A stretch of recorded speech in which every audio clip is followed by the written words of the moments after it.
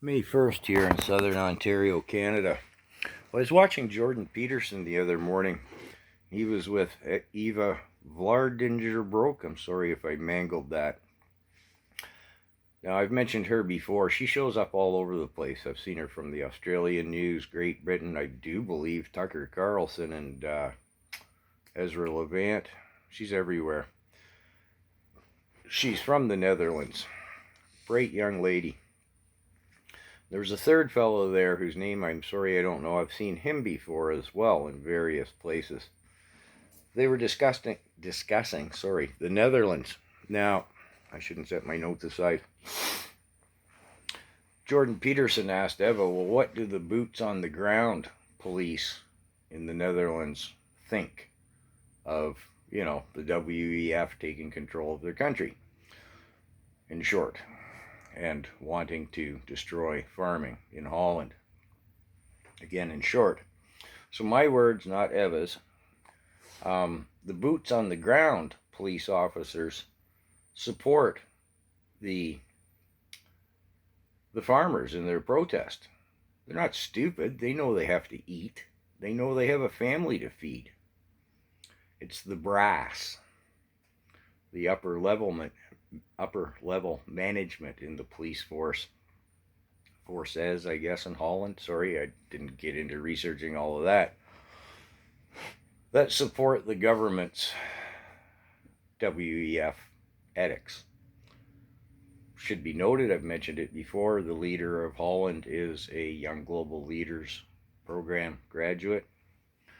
Okay, so let's bounce over to Canada here.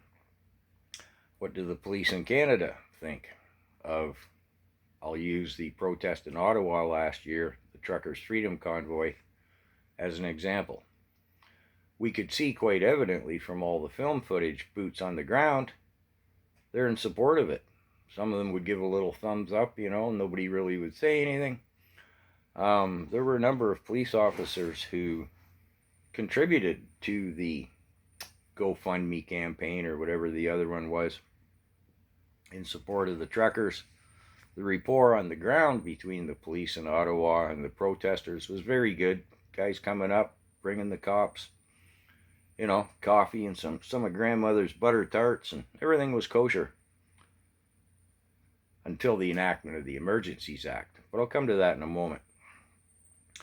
Now, those police who supported the protest in Ottawa, they were investigated and disciplined afterwards.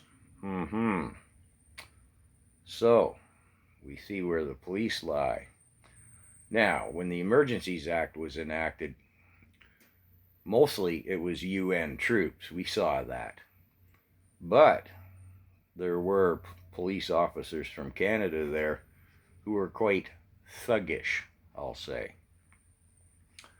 Well, that's an unfortunate fact of our society, any society. You need some policemen who are thugs. It's just the reality, a sad reality, but a true reality of our society. You need somebody to go in and break heads once in a while, and a small percentage of our police force, that's their job. It's understandable. We saw at the time as well in Ottawa, the interim police chief standing up at the podium, I forget his name, I don't know if he's still I don't know, stating, we went after the money, froze bank accounts, and we're going to continue to. We're going to investigate everybody. So what we have here with the police, be it in Holland or in Canada or anywhere, the brass thinks that they're protected, as did the brown shirts in Germany, until the SS and the Gestapo came along and they learned out the hard way they weren't as high up the food chain as they thought.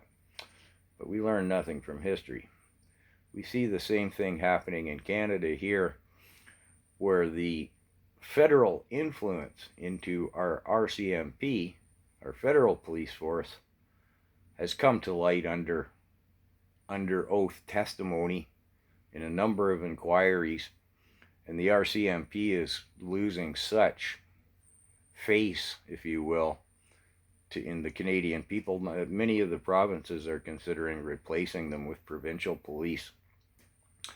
But it's the poor boots on the ground police officer with good intentions, I'll say, who has caught in a terrible trap.